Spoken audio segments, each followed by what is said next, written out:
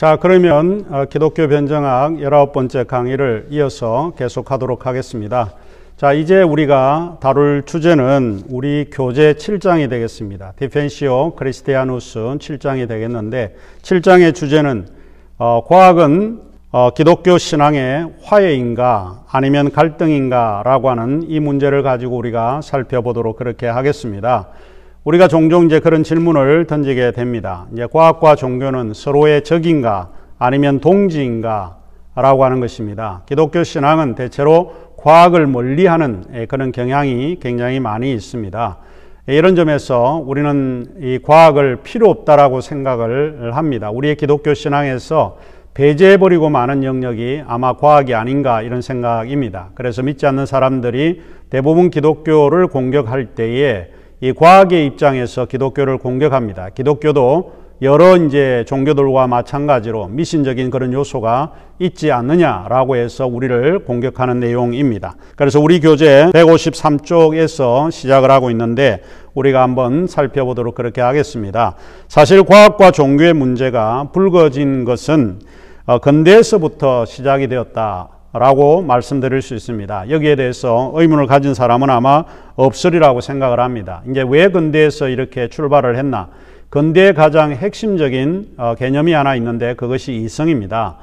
중세시대는 우리가 통상적으로 신중심주의 그런 세계라고 이제 이야기를 할 수 있다면, 근대는 신중심이라고 하는 그 세계가 물러나고 인간 중심의 세계가 되었다라고 말을 할 수 있습니다. 왜냐하면 이성이라고 하는 것이 등장하기 때문에 신앙이라고 하는 요소와 미신적인 이런 요소에 대해서 상대적으로 받아들이지 않는 개념이 되었다라고 볼 수 있습니다. 그래서 이제 과학과 종교는 정말 이제 서로의 적인가 아니면 동지인가라고 하는 이야기입니다. 한 가지 여러분에게 이제 교재를 소개를 해 드리려고 하는 책입니다.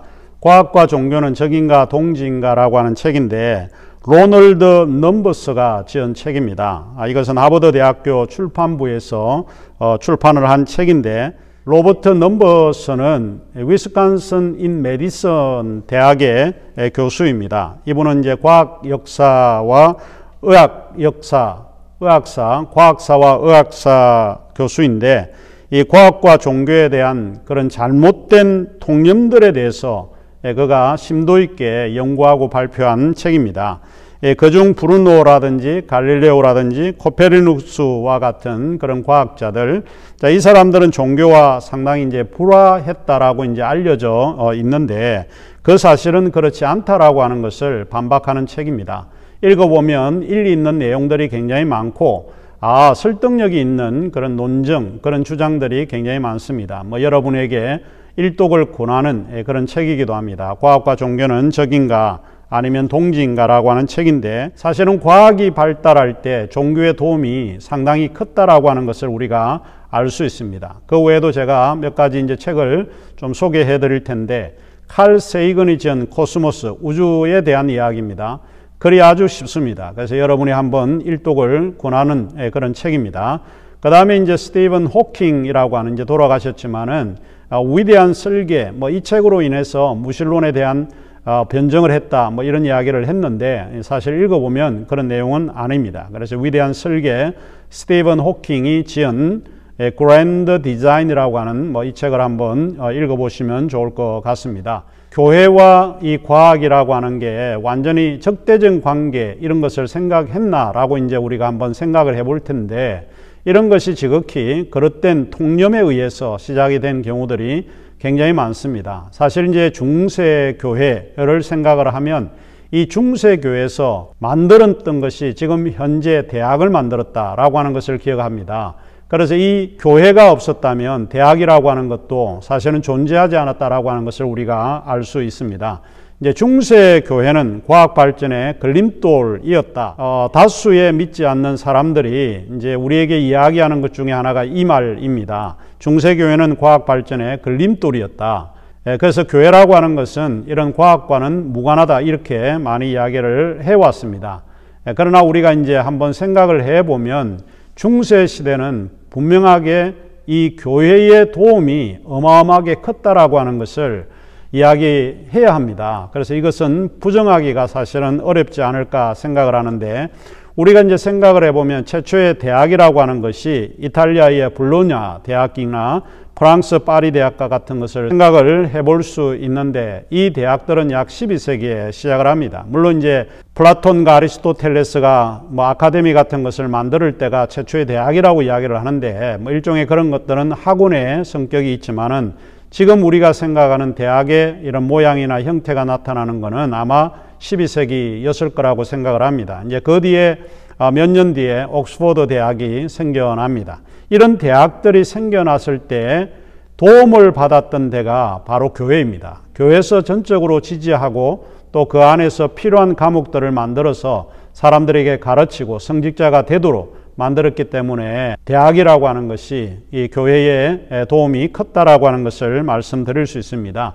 당시에 이제 대학의 교과목을 우리가 한번 살펴보게 되면 7과목이 커리큘럼 중에 중요한 과목이었는데, 세 과목을 특별히 학부를 졸업을 하려고 그러면 특별히 세 과목을 이수해야 합니다. 그것이 문법이었고 논리학이었고 수사학, 이 세 과목을 이수해야만 반드시 학부를 졸업할 수 있습니다. 학사에 해당되는 과목이라고 볼 수 있고요. 그 다음에 이제 4과목 정도를 이수하고 패스해야만 이게 석사를 졸업할 수가 있습니다. 그 4과목이 무엇인가 하면 석사 과정에서는 산수라든지 기하학이라든지 천문학이라든지 음악, 요 4과목을 반드시 이수해야만 합니다. 그래서 석사를 받으려고 하면 이 4과목은 필수 과목이라고 볼 수 있습니다. 그런데 만일 박사를 받으려고 하면 3과목을 이수해야 되는데, 이거는 반드시 기초 과목을 통과하고 난 이후에 마지막 최종적인 과목입니다. 그 최종적인 과목이 뭔가 하면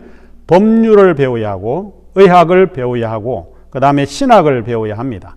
이 최종적인 단계인 박사 과정인데, 성직자나 사회 지도자 혹은 국회의원이 되려고 하면 반드시 이수해야 될 과목이 법률, 의학, 신학, 이 3과목은 이수해야 된다라고 보는 것입니다. 이제 이처럼 대학이라고 하는 그 대학이 이렇게 형성이 되고 모양을 갖춘 것이 이 교회의 도움이 컸다라고 하는 것을 우리가 기억하면 좋을 것 같습니다. 이런 점에서 교회는 이 과학과 적대적 관계에 있었던 것은 아니었다라고 하는 것을 우리가 역사를 통해서 살펴볼 수 있습니다. 그리고 우리가 15세기에는 지구 중심설은 곧 인간 중심설이다, 이렇게 이야기하는 사람들이 굉장히 많습니다. 이 교회가 늘 인간 중심적이었다라고 하는 것을 이야기를 하고 있는데, 그러나 사실은 그런 것이 잘못된 통념이 아니었을까, 이런 생각을 해보게 됩니다. 우리가 시편 8편 3절에서 4절에 보면 주의 하늘과 주께서 베풀어 두신 달과 별들을 내가 보니 사람이 무엇이기에 주께서 그를 생각하시며 인자가 무엇이기에 주께서 그를 돌보시나이까. 그러니까 이 거대한 우주에서 인간이 차지하는 것은 가장 미미하다는 거예요. 아주 작은 점과 같은 그런 부분에 속한 것이 인간인데, 다윗은 그렇게 이야기합니다. 이 지구 전체를 보게 될 때 정말 인간이라고 하는 것은 보잘것없지 않습니까? 사람이 무엇이기에 주께서 우리를 생각해 준다. 이게 어마어마하게 감사가 나오는 이야기잖아요. 인자가 무엇인데, 사람이 무엇이기에 하나님께서 우리를 이렇게 돌봐주는가. 이 거대한 우주 가운데 정말 미비한 그런 점과 같은 인간임에도 불구하고 우리를 돌봐준다라고 하는 이야기를 보면 이 우주라고 하는 것이 인간 중심이 아니다라고 하는 것을 우리가 생각해 볼 수 있습니다. 자, 그러면 이제 본격적으로 우리가 이제 과학에 대해서 이 교회나 신앙이나 또 종교는 어떤 방식으로 이해를 해왔는지 우리가 한번 살펴보도록 하겠습니다. 과학에 대한 일반적인 통념들이 있습니다. 그거는 과학에는 개인적인 의견이나 또 선호, 사변적인 상상이 개입될 여지가 없다라고 이제 사람들은 생각을 해요. 그리고 과학은 객관적이다. 또 과학적 지식은 객관적으로 증명된 지식이기 때문에 믿을 만한 지식이다. 믿을 만한 지식, reliable knowledge다. 이렇게 생각해 볼 수 있습니다. 이것이 사람들이 가지고 있는 통념적인 그런 생각입니다. 만일 여러분이 가르치는 고등학교 학생들이나 청년들한테 목사님과 과학자 중에 누구를 더 신뢰하느냐라고 이야기를 하면 아마 10중 8구, 죄송하지만은 아마도 대부분의 학생들은 목사님보다는 과학자를 더 신뢰한다 이렇게 이야기할 것 같습니다. 왜냐하면 이 과학자들이 이야기하는 것은 믿을 수 있고 객관적 지식을 이야기하고 있기 때문에 그러지 않았을까 생각을 합니다. 그런데 이제 우리가 던질 수 있는 것이 그런 것입니다. 정말 과학은 모든 것을 다 설명할 수 있는가라고 하는 문제입니다.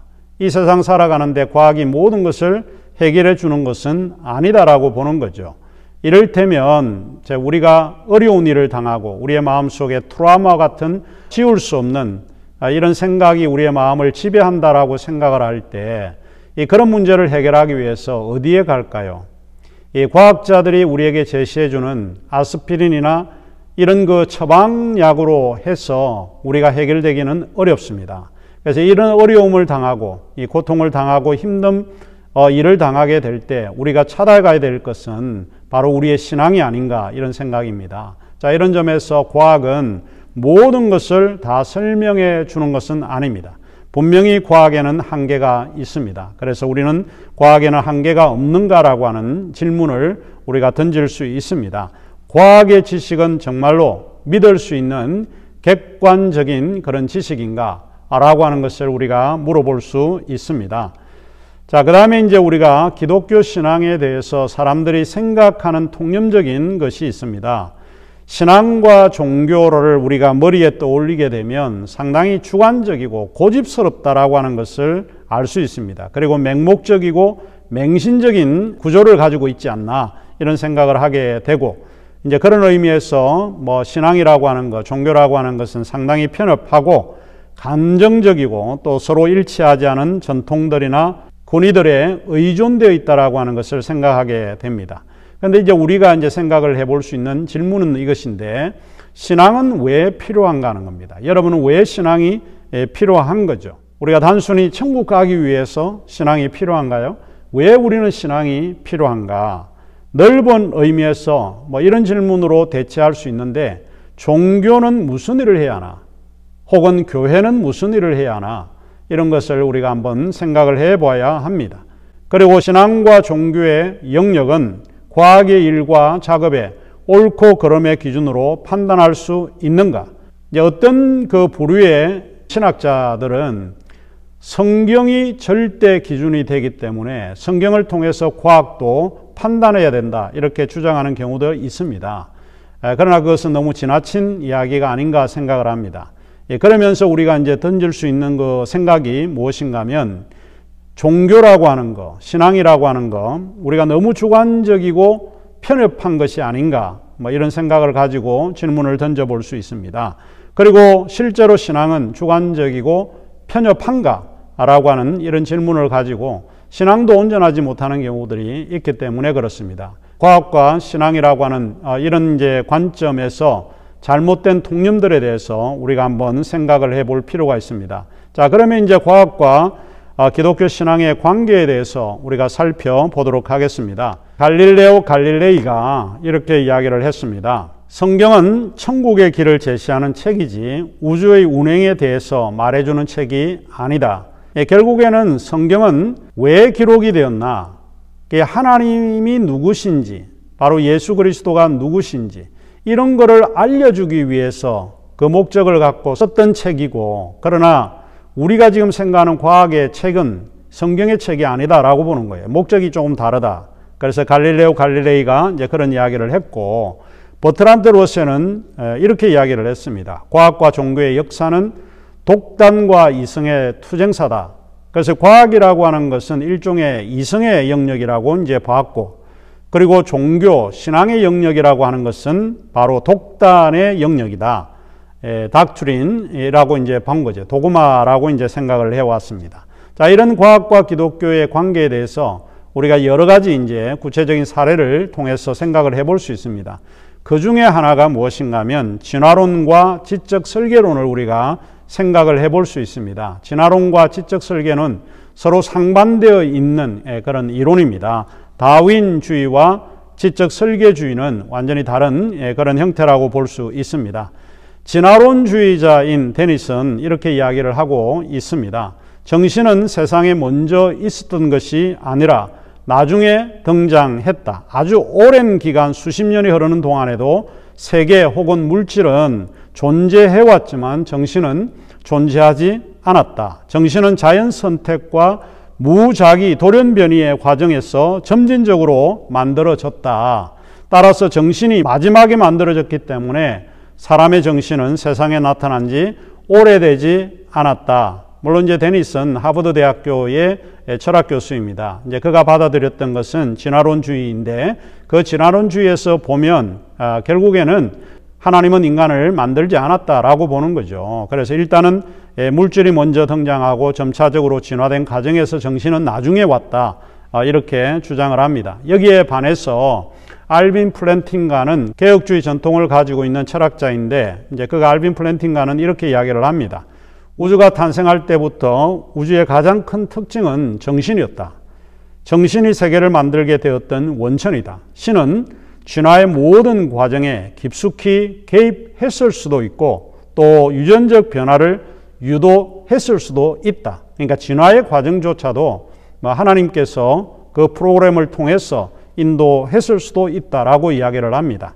그리고 런던 대학의 스티브 존스는 진화론을 다시 재해석한 그런 책을 내친 분인데 굉장히 뛰어난 분이십니다. 스티븐 존스가 이제 그런 이야기를 하는데 저는 스티브 존스의 이야기가 맞다라고 생각을 하는데 왜냐하면 과학과 종교는 서로 다른 영역입니다. 서로 타치하고 간섭을 해야 될 그런 영역은 아니다라고 생각을 하는데 그의 말이 옳다라고 생각을 합니다. 그는 이렇게 이야기를 하고 있습니다. 저는 과학과 종교의 대립을 상어와 호랑이의 싸움이라고 생각을 합니다. 둘 다 엄청난 강적이지만 상대방의 영역에서는 질 수밖에 없습니다. 과학자들이 신의 존재를 논박할 수 있다면 종교의 영역을 침범하는 경우다. 그리고 과학자들은 종교의 영역을 침범하는 경우는 거의 없다. 그러면서 그가 결론적으로 과학자들은 그럴 능력이 없다는 거예요. 이제 과학자들이 연구하고 목표로 하는 것은 종교가 아닙니다. 종교에 대해서 섣불리 이야기하는 것도 굉장히 모순을 많이 일으키고 있는 것입니다. 자, 그 다음에 이제 우리가 살펴볼 것은 과학과 기독교 신앙에서 관계에 대해서 우리가 한번 생각을 해보도록 하겠습니다. 과학과 기독교 신앙의 관계에서 첫 번째가 무엇인가 하면 상충적인 관계를 우리가 들 수 있습니다. 컨플릭트입니다. 이것은 대체로 기독교 안에 있는 성서문자주의자들은 성경을 문자적으로 해석하기 때문에 사실은 성경에 있는 모든 것이 절대 기준이 된다라고 주장을 합니다. 이제 이런 점에서 성경이 오히려 과학도 판단하고 과학의 옳고 그름도 판단해야 한다라고 이제 주장을 하고 있습니다. 그리고 과학의 영역에 있는 사람은 유물론자입니다. 유물론자들은 물질주의입니다. 초월성 같은 것을 부정하게 되고 형이상학의 개념 모든 것을 부정합니다. 인간을 논할 때도 인간은 일종의 두뇌다라고 이야기를 하기 때문에 물질 외에는 세상에 존재하는 게 없습니다. 대부분 자연주의자들이 어디에 따라 있습니까? 근거하고 있는 것이 바로 유물사상이라고 볼 수 있습니다. 이제 이 사람들은 성경이 이야기하는 것들은 신화이고 믿을 수 있는 것이 아니다. 이제 정반대의 그런 논박을 하고 있는 부분입니다. 자, 이제 이런 그 관계는 자연의 책과 성경의 책을 구분하지 않는다라고 보는 것입니다. 그 다음에 이제 두 번째로 독립적인 관계인데 똑같습니다. 비트겐슈타인의 언어놀이가 이 두 유형이 다 다르다. 왠가 하면 과학의 언어와 교회의 언어, 신앙의 언어는 완전히 다르다라고 하는 것을 이해해 볼 수 있습니다. 비트겐슈타인은 비엔나 출신인데 대부분 영국에서 지냈던 사람이고 후에 캠브리지 대학의 그런 철학 교수를 지냈습니다. 언어 철학에서 대단히 뛰어난 그런 철학자인데 그는 후기에 생각했던 그 개념이 뭔가 하면 언어 게임이라고 하는 겁니다. 랭귀지 게임이라고 하는 이 개념을 생각을 했는데 이른 아침 강의가 있어서 교정을 지나고 있을 때에 영국의 풋볼 게임 하는 것을 보고 언어라고 하는 것은 일종의 풋볼과 같다. 그래서 이 놀이라고 하는 게 풋볼 놀이, 농구 경기, 축구 경기, 야구 경기 이런 게 다 다르다는 거예요. 그 규칙은 그 게임에서 정해주는 대로 따라가야 된다는 거죠.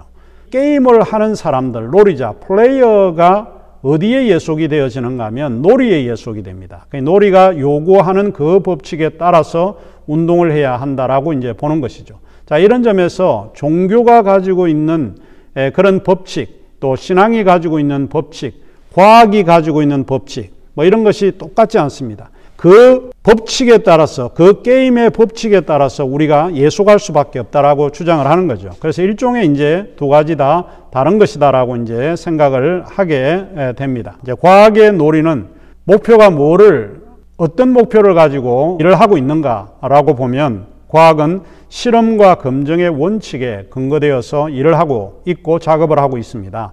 반면에 신앙의 놀이는 의미에 관한 물음이에요. 왜 우리가 이제 죽는가? 왜 우리는 고통과 악의 문제에서 어떻게 해결할 건가? 이 신앙의 놀이는 의미에 대한 물음에 근거하고 있기 때문에 이 두 영역은 서로 다릅니다. 그래서 독립적인 관계, 인디펜던스 영역이다. 이렇게 주장을 하고 있습니다. 자, 이렇게 두 영역이 서로 다르다라고 하는 것을 이야기한 사람이 시카고 대학의 신학자 랭돈 길키입니다. 랭돈 길키는 이렇게 이야기를 하고 있습니다. 종교는 과학의 실험적 대상을 통해 진술되지 않고 삶의 의미와 가치에 대한 물음, 어떻게 행동하는가의 행위에 대한 그런 영역이다. 반대로 과학은 삶의 의미, 가치, 행동의 물음에 대한 진술이 아니라 자연의 법칙을 발견하고 진술하는 그와 같은 영역이다. 이렇게 이야기를 하고 있습니다. 자, 그 다음에 이제 세 번째 관계를 우리가 살펴볼 텐데, 세 번째가 대화적 관계입니다. 대화적 관계, 다이얼로그. 그러니까 과학과 이 종교, 과학과 교회, 과학과 신앙은 서로 대화가 필요하다라고 이제 보는 거죠. 왜냐하면 우주라고 하는 게 굉장히 포괄적이고 또 전체적인 어떤 관점에서 부분적인 것들이 서로 대화가 필요하다라고 본 것입니다. 과학과 기독교 신앙은 서로 대화가 가능한 관계라고 이제 주장을 하고 있는데, 자, 이분이 토마스 쿤, 과학 철학자이죠. 과학 철학자인 토마스 쿤이, 우리 패러다임 하면 생각나는 사람이 토마스 쿤입니다. 그 토마스 쿤이 과학혁명의 구조에서 이와 같은 것을 우리에게 이야기를 하고 있습니다. 모든 과학은 과학 공동체의 지배적인 패러다임에 의존하고 있다. 과학은 실제에 대한 진리에 의존되어 있다라기보다는, 그러니까 과학은 진리에 의존해 있기 때문에 믿을 수 있는 거다. 이렇게 이야기를 해서는 안 된다는 거예요. 그 시대의 지배적인 과학 공동체에 의존하고 있습니다. 그 시대에 만연해 있는 이런 이론에 주로 의존하고 있는 거지 진리에 의존하고 있는 것은 아니다. 과학이 해석적이기 때문에 과학도 세계관에 하는 형태이다. 과학 공동체의 성향은 과학 이론에 결정적으로 영향을 미친다. 따라서 과학 이론이 객관적인 진리로 오해해서는 안 된다라고 보는 거죠. 과학도 해석적입니다. 이게 어떤 의미인가 라고 하는 것을 가지고 해석해보고 이해해보려고 하는 것도 과학이 하는 일이다 라고 생각을 합니다. 그리고 여기에 이제 마이클 폴라니를 제가 언급을 했는데, 개인적 지식이라고 하는 책을 낸 분입니다. Personal Knowledge라고 하는 책인데, 이 책이 굉장히 아주 중요한 책 중에 하나입니다. 이제 이분이 생각하는 것은 무언가 하면 과학을 대체로 객관적이다라고 이야기하는데 그렇지 않다라고 보는 거예요. 일종의 이제 우리가 불확정성 원리 같은 것을 이야기할 때 관찰자의 행위가 관찰의 결과에 영향을 미칩니다. 그가 어떤 세계관을 갖는가, 또 그가 어떤 취미를 갖는가, 믿음을 가지고 있는가, 무신론자인가 유신론자인가 따라서 과학이 그 결과, 과학 실험을 하게 되면 그 과학의 결과가 달라진다는 거예요.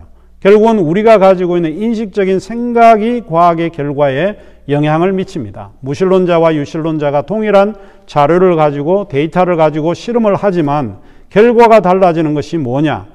그것은 개인적인 지식이라는 거예요. 그게 취미일 수도 있고 세계관일 수도 있고 뭐 다양한 가치일 수 있고 또 삶에 대한 어떤 바라보는 의미일 수 있습니다. 이런 것이 결국에는 과학에 나타난 그 결과, 과학의 결과에 영향을 미친다라고 이제 주장을 합니다. 이런 점에서 이제 과학도 개인적인 과학의 영향에서 벗어나지 못한다라고 주장을 합니다. 그래서 이제 과학에는 개인적 또는 암묵적 테스트 날리지가 있다는 거예요. 개인적으로 살아온 삶의 배경, 환경 이런 것들이 과학에 영향을 미칩니다. 실험을 하게 되면 영향을 미치기 때문에 이런 지식을 다 가지고 있다는 거예요. 바로 그것이 암묵적 지식, tacit knowledge다 이렇게 주장을 하고 있습니다. 자, 그 다음에 이제 마지막 하나를 더 하도록 그렇게 하겠습니다. 상보적 혹은 통합적 관계인데 이 견해는 과학과 그 신앙을 둘 다 진리 자체라고 단언하지 않고 진리를 해명하는 영역으로 이해를 하고 있습니다.